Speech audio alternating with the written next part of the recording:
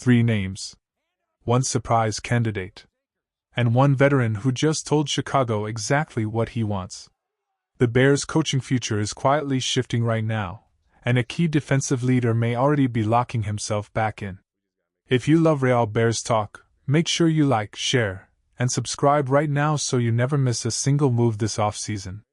Let me ask you something right off the top. Are the Chicago Bears finally ready to take a real swing on a young, creative offensive mind instead of recycling the same old coaching profiles again? Because today, the offensive coordinator search just took a turn almost nobody saw coming. According to NFL insider Ian Rappaport, the Bears have officially requested an interview with Connor Senger for their offensive coordinator position. And if you're sitting there thinking, wait, who? You're not alone. I'll be honest. A lot of people around the league had the exact same reaction when this report dropped. But once you actually dig into his background, this isn't some random name pulled out of thin air. Connor Senger is currently Arizona's pass game specialist, and he also called plays at the most recent East-West Shrine Bowl. He's already interviewed for quarterback-related roles with both Buffalo and Green Bay, which tells you immediately that his reputation around the league is starting to grow fast. His path is not flashy.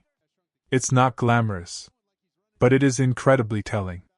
He began his playing career at Wisconsin before transferring to Wisconsin, Oshkosh, where he helped win multiple conference championships. After that, he stayed on as a quarterback's coach. Then he moved to Carroll College as a quarterback's coach.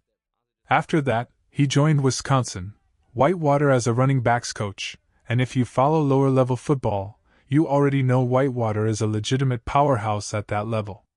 From there, he climbed into the FBS world at North Dakota State as a quality control coach.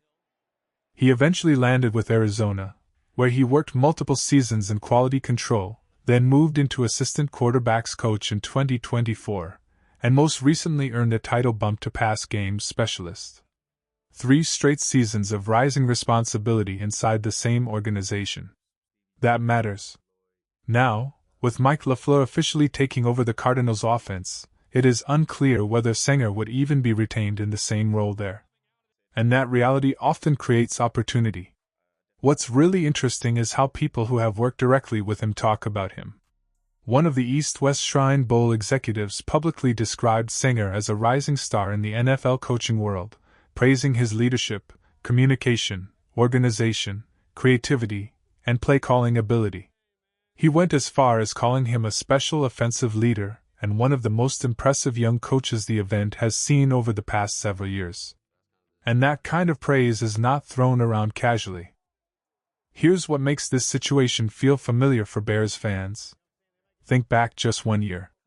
How many of us truly knew much about Declan Doyle before he suddenly became part of a serious coaching conversation? He was a young coach who started as a student assistant at Iowa, worked his way onto Sean Payton's staff, and eventually drew the attention of Ben Johnson. Now we're seeing something very similar. Senger is only around 30 years old. He has climbed extremely fast. He hasn't been a full quarterback's coach. He hasn't officially been a pass game coordinator. And yes, even now, the title, pass game specialist, can mean different things from team to team. But one thing is clear. He is being trusted more. He is being noticed more. And he is being interviewed more. And that's how fast risers are created in this league. When Arizona turned to Jacoby Brissett during stretches last season, the passing numbers were actually respectable. That doesn't happen by accident.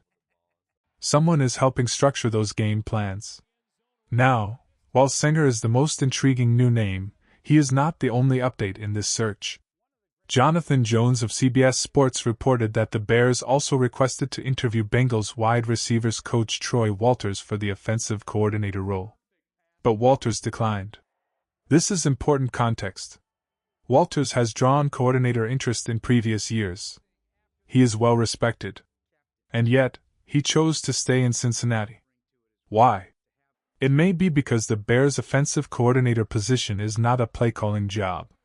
And if you're an established coach trying to protect your next career step, staying with one of the league's best offensive units might simply make more sense than stepping into a non-play-calling role.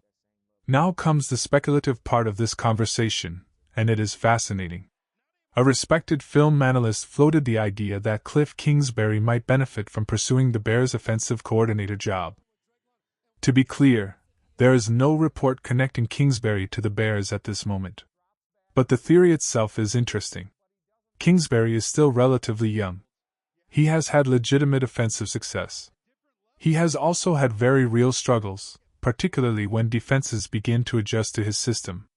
One of the biggest criticisms of his offenses has always been his heavy reliance on shotgun and spread concepts, and his limited use of under-center formations and play action, which, in today's NFL, is a major staple of elite offenses. If Kingsbury truly wanted to expand his offensive resume and grow as a coach, learning under a system that emphasizes under-center play action could significantly raise his long-term value. There are also real connections. He interviewed for the Bears' offensive coordinator job in 2024. He coached Caleb Williams at USC in 2023. And there is already familiarity within the building. But here's the honest question. Would Kingsbury really take a non-play calling coordinator role? That is a massive unknown. And it becomes even more complicated when you look at the league landscape. There were 21 new offensive coordinators hired this year. The remaining play-calling opportunities are extremely limited. The Jets represent one of the only clear openings where an offensive coordinator would actually run the offense. Most other openings, including Chicago, already have established play callers. So while the idea is creative, and while the connections exist, this still feels like a long shot. Now it's time for the question of the day. Who do you actually want to be the Bears' offensive coordinator? Not who you think will get the job, but who you personally want in that role. Drop your answer in the comments right now. Because when you turn to the internal candidates, the picture becomes just as layered. You have quarterbacks coach J.T. Barrett, a young coach who could benefit greatly from adding the coordinator title to his resume. You have wide receivers coach Antoine Randall L., who already carries assistant head coach responsibilities and may not gain much from a non-play calling coordinator position. You have Press Taylor, the current pass game coordinator, who could use a coordinator title to rebuild his play-calling credibility for future opportunities. And then there's Will Lawing, who arrived from Boston College as an offensive coordinator before Declan Doyle departed. He was hired for a reason, and it is very possible the organization already viewed him as a contingency plan. There are moving pieces here. And the Bears clearly want flexibility while this process plays out. But now, let's shift to the other major storyline. Because one Bears veteran just made his intentions unmistakably clear. Kevin Byard wants to return to Chicago. And more importantly, the Bears want him back. Speaking to reporters this week in San Francisco ahead of the Pro Bowl, Byard revealed that General Manager Ryan Poles personally mentioned him by name during the season-ending press conference. That alone was telling.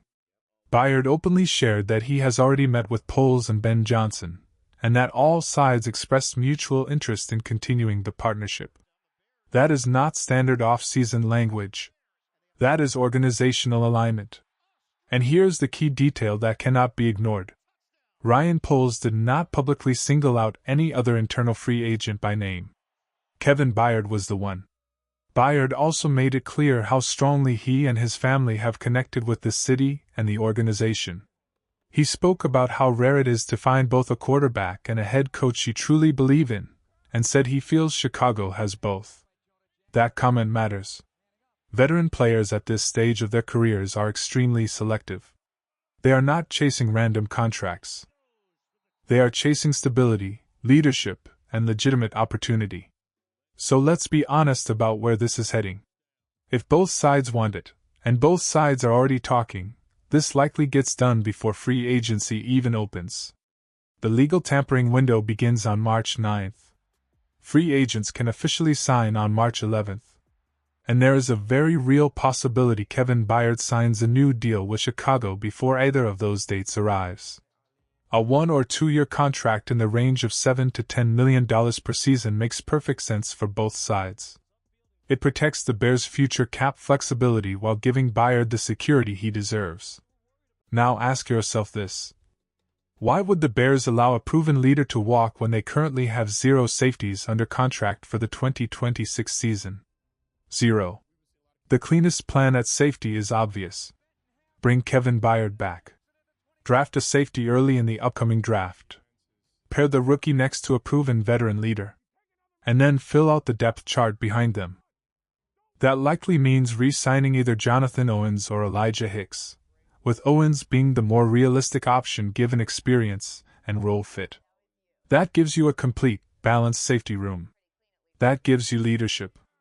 That gives you flexibility. And that gives your rookie the best possible environment to develop.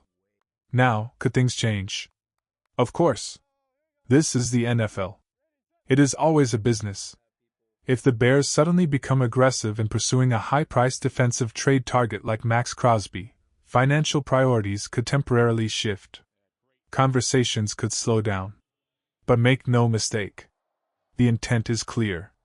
The messaging is clear. And the interest is mutual.